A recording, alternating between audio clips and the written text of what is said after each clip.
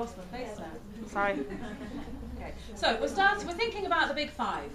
And the big five are, when you go on safari, it's what they say, these are the ones to look out for. These will make your safari a huge success. There's lots of other animals you'll see, and that's fine, but these are the five you're really looking for. These are the key ones. And if you incorporate these into your safari, you'll see it as a successful safari. So I thought to myself, what are the big five in Pampered Chef? What are our big five actions or activities that you'd want to see happening in your business to make it a success? There'll be other things you do, lots of other things that will help build it, but what are the key things, the core actions? So I've got four of my big five. I'll explain why in a minute. In the room, I'm going to start looking for my big five. So I've got my binoculars on, and the first one I'm going to be looking for is the lion, the king of the beasts. Where am I? Come and join me in the front, king of the beasts.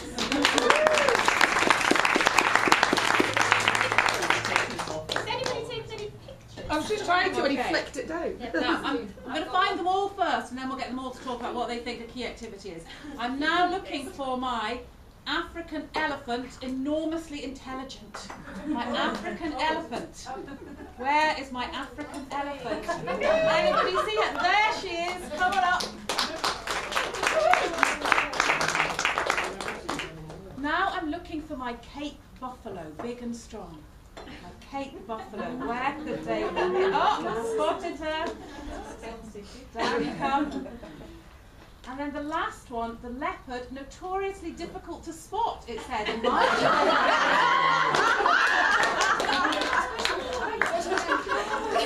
Come up, leopard.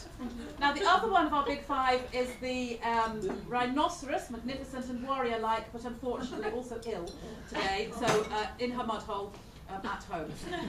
Okay, but I'll talk about the fifth action. So, each one of our big five are going to talk about what they see as one of the key actions. I'm going to spend a couple of minutes and talking about what it means and kind of a little bit about it for themselves. So I'm going to ask the lion, the king of the beasts, to start. I'm going to have to take this mask down or else I won't be able to see anything. It's a kid's mask, so it looks like I'm cross-eyed, so I apologise. So I'm talking on team meetings and training and what it means to us as consultants. So they're the key to a consultant's success at the end of the day.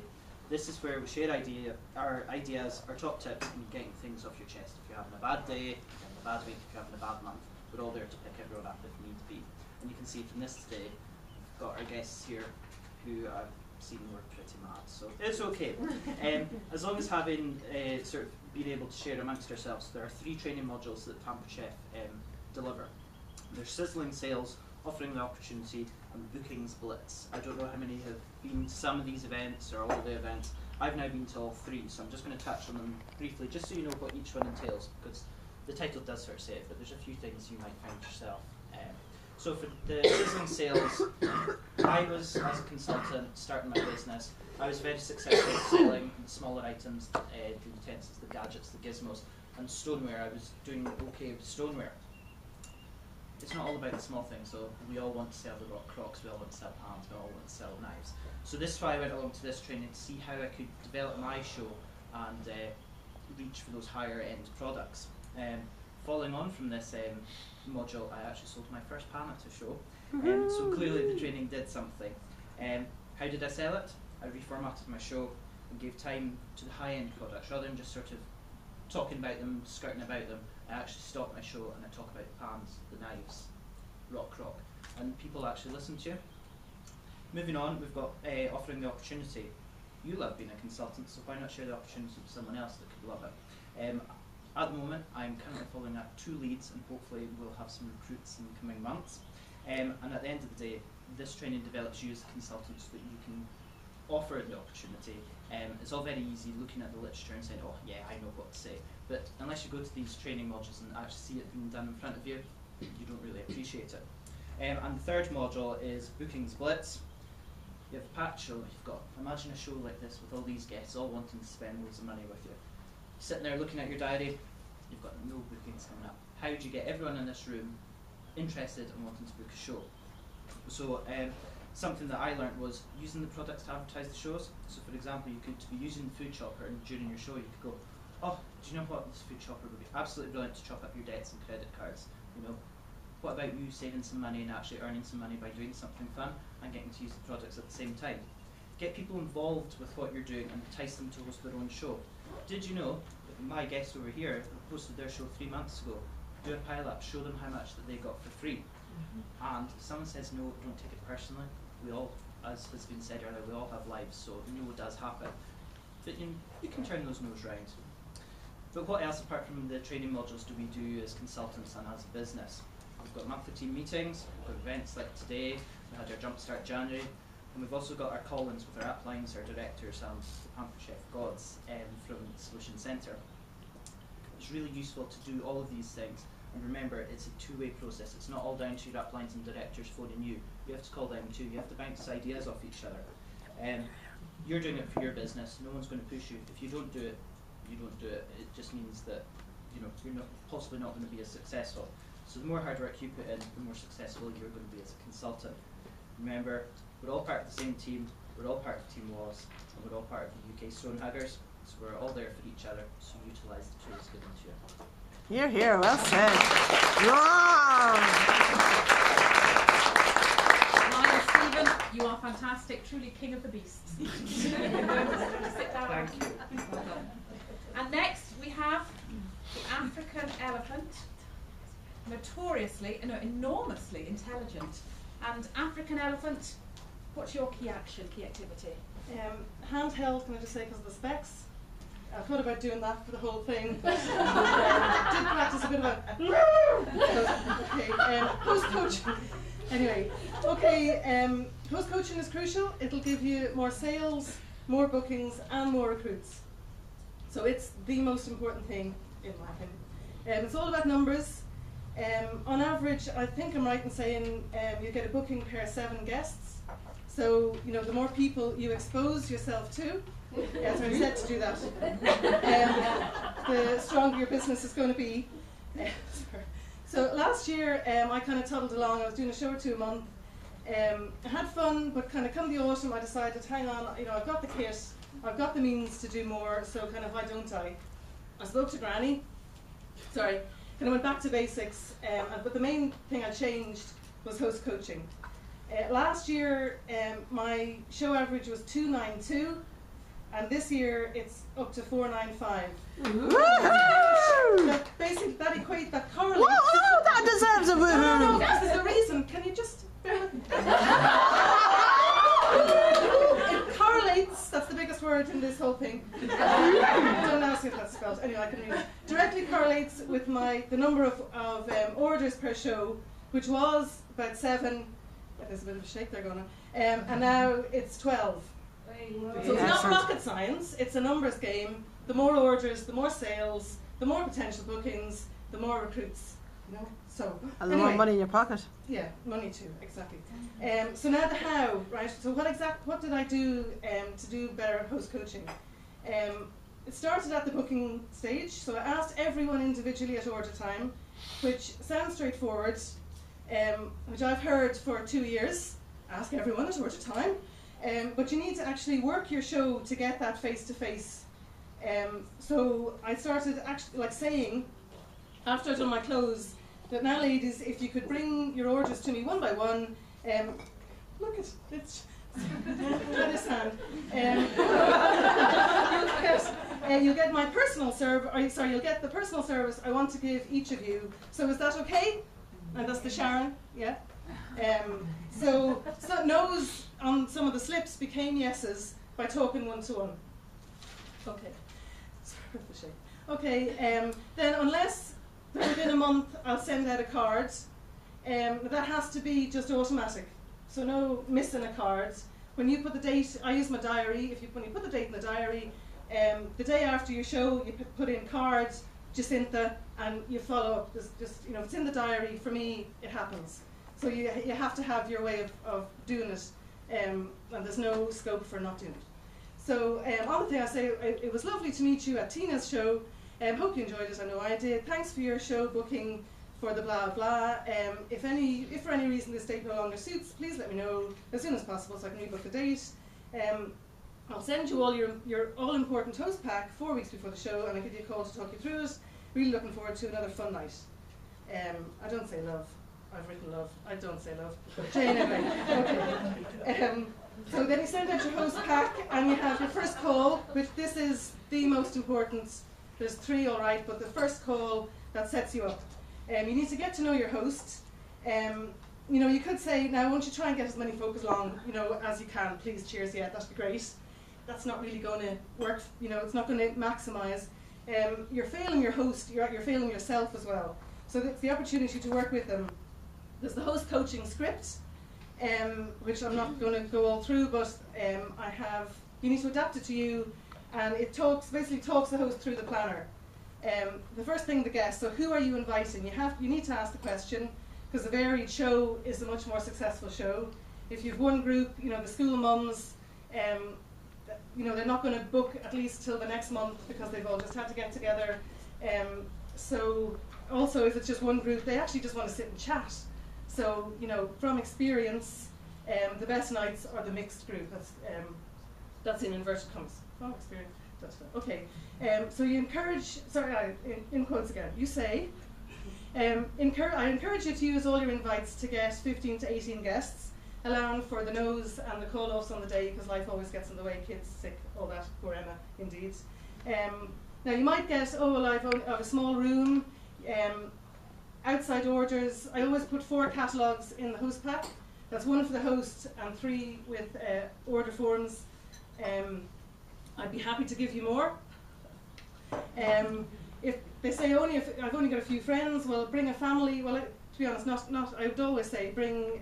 If anyone brings a family or friends, family member or friend, they could bring their whole family. So I'd be happy, I'd be delighted, and I would give them 5 or whatever free gifts. But bring a friends or family, I'll give you a free gift. I also say if you get £100 in outside orders, you get a free gift. Now the free gift is like a paring knife, or a season's best, whatever, a couple of quid, nothing big, but they're delighted to get. I had a show this year where she's a very small room, and she was adamant she only wanted 6 people. So I said, okay, well, let's invite 10 to get the 6. And I also replaced the bring a friend. I said, bring a friend for a freebie. I changed that to ask them all to bring an order, and they'll get a free gift. And actually, a couple of them brought orders from their mums. You know, they wouldn't have thought to bring, or you know, if it had been a. So anyway, so it cost me quite a bit in paring knives, but I coped to that. Okay, then there's the host special. Lately, I've started doing this. Oh, I don't have that to hand. Have you got it there? Could you tell me what it's about? And so that gets them talking through it. They realise what all that it is. They understand what they can get. I also say that the 300, 400, 500 won't really mean anything, but you know, as a guide, typically 10 to 12 guests with the 300, 12 to 14 the 400, 15 plus the 500. So I would always aim for a £500 show. Might sound a lot, but with your outside orders, guests bring in guests and orders. It's not. It maximises your hosts, and that's actually my job, to work with you to get you as much as possible. Then that's really that is the most, you know, that's where the chat with the host is happening, and it builds a relationship. I've mentioned the opportunity as well, but obviously I think I'm well over time. Anyway, 1 week before, then there's the second call. More talking to her about how her numbers are going, remind her about outside orders and bring a friend. But once you've done that first call really well, you know, you've nailed it, really.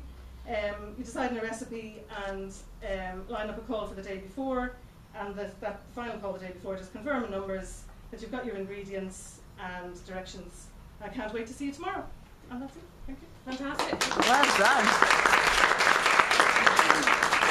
Well done, African Elephant Jane. You've used that enormous intelligence to work out the best way to run your business. Excellent. Our next one would have been our rhinoceros, magnificent and warrior-like, but as I said, ill. But she's going to talk about bookings and getting on the phone, and luckily we've covered some of that already. So we'll move on to our next one, which is our Cape Buffalo, big and strong. Over to you, Buffalo.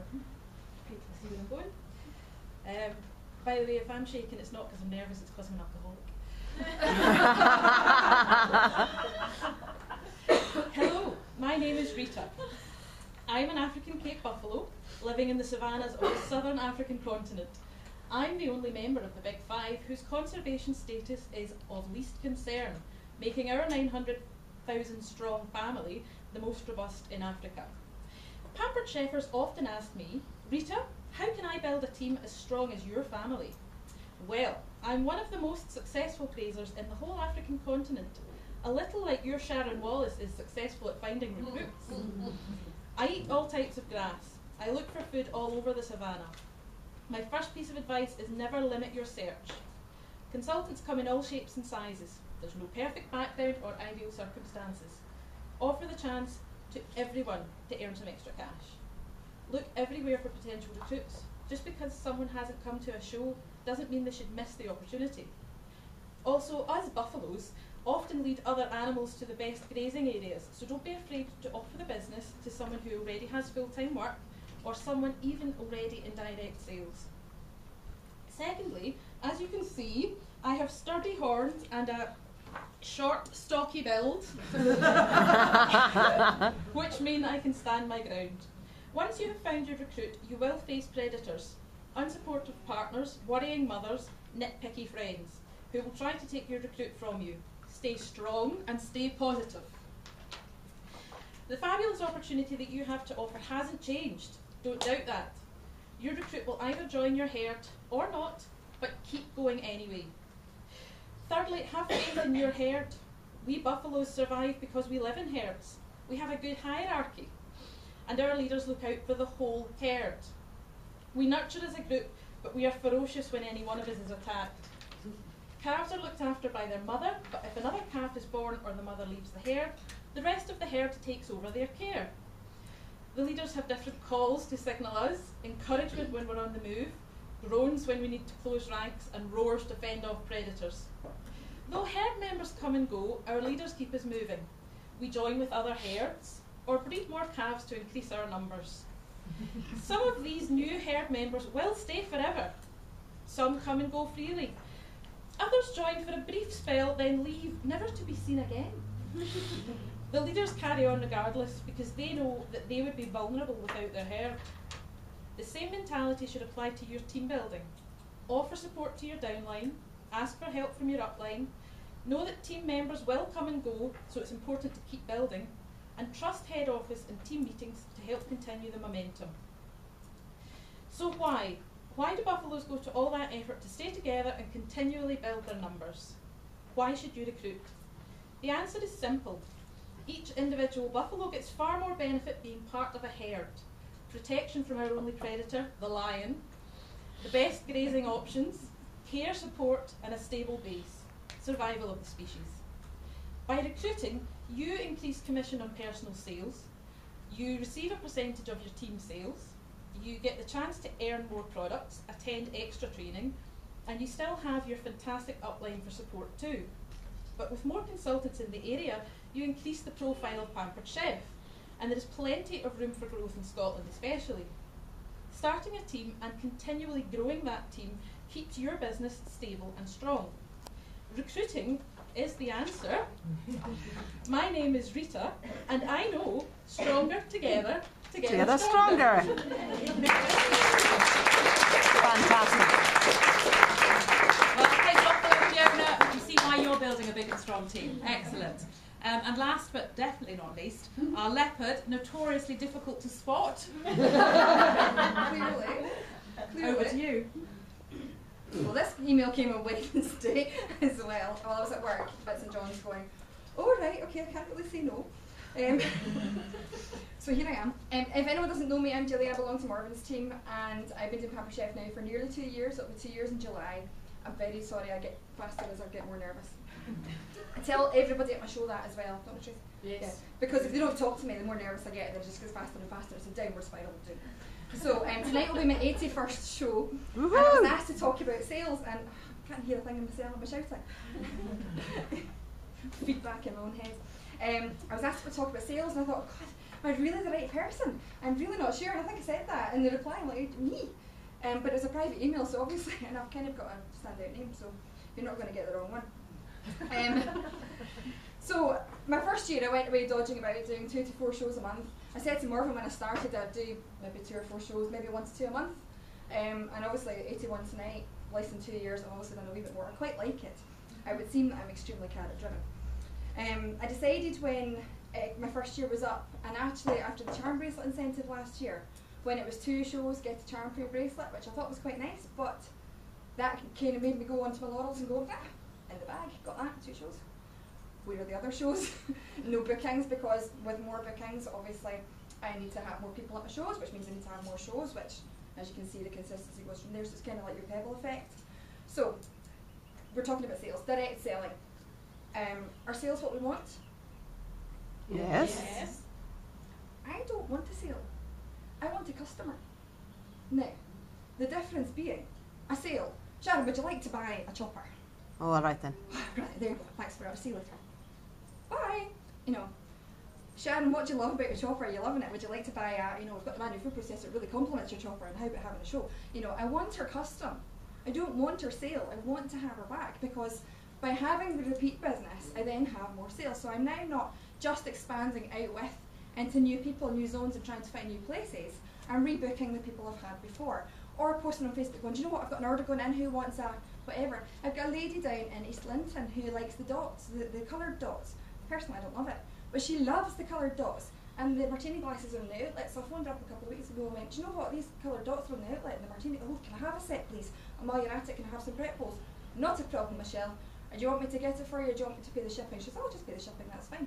Great, she says, thanks very much for thinking of me. So that's my customer.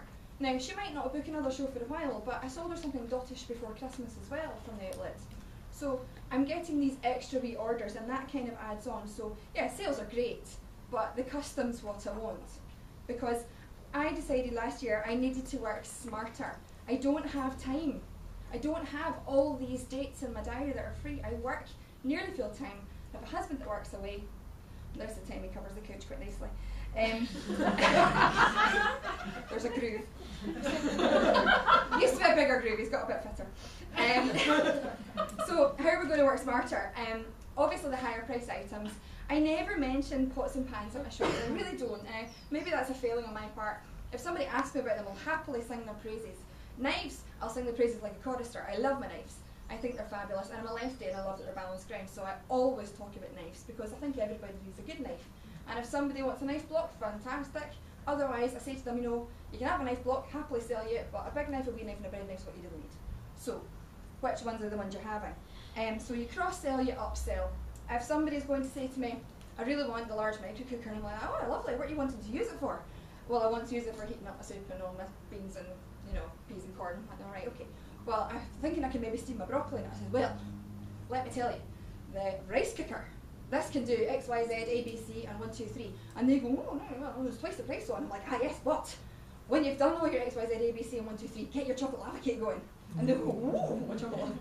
So I don't cross-sell and upsell to sell them a product that I want the sale from. I want them to go, do you know what, that's really useful, it's what I want, it's what I need. And I love my products, and I'm sure we all do, it's why we do it. I mean, I don't think you could really do this kind of job, well maybe you could if you're just in it for the money. For me, it's more than the money. So what my plan was to overbook. I tend to want to do 4 shows in a month because, like I say, I have to work smarter. I don't have space to do 8 shows in a month.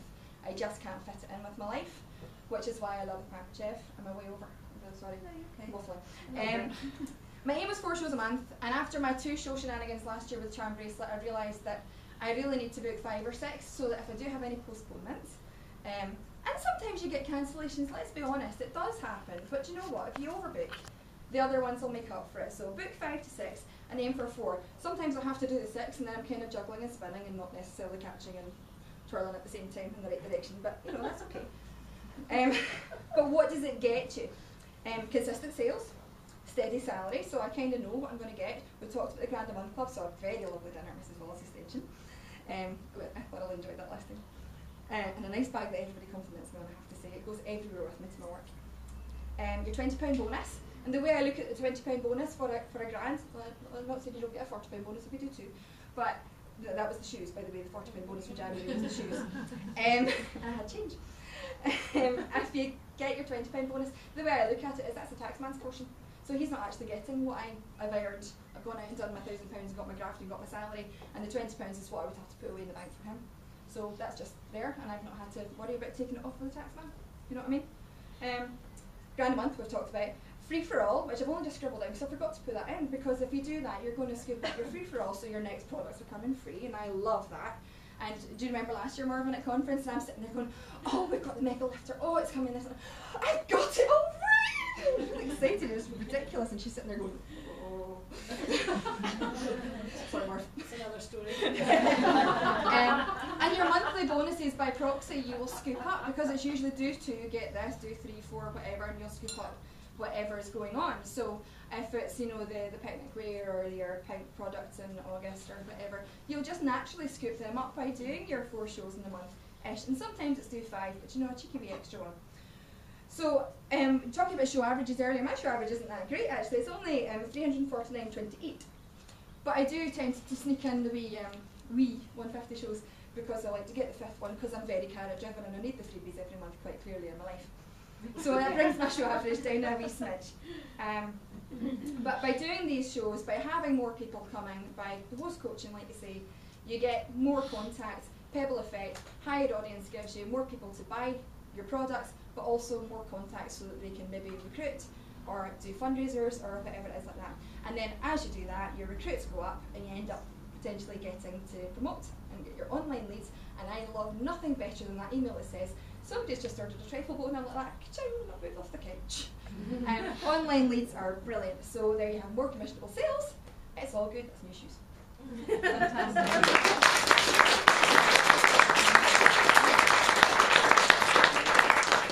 Thank you, Gillian. Never difficult to spot. Well done, all of you. And hopefully you've got from that the 5 key actions. So let's just recap what they are. Host coaching, sales, bookings, attending meetings and trainings, and recruiting. If you're doing those things consistently in your business, you will build a big and strong business. So the question I ask each of you is to think, am I doing all of those things? And if not, where do I start to improve? Because when you come to trainings like this, it's important you take something away with you, some action that you're going to do. So I'd suggest you choose one of those that you think you're not doing as strongly as you could and incorporate it into your business. And then we can all have fantastic businesses. Okay. Can I ask our animals to stand up, please, our big 5. Just give them a huge round of applause. Well done.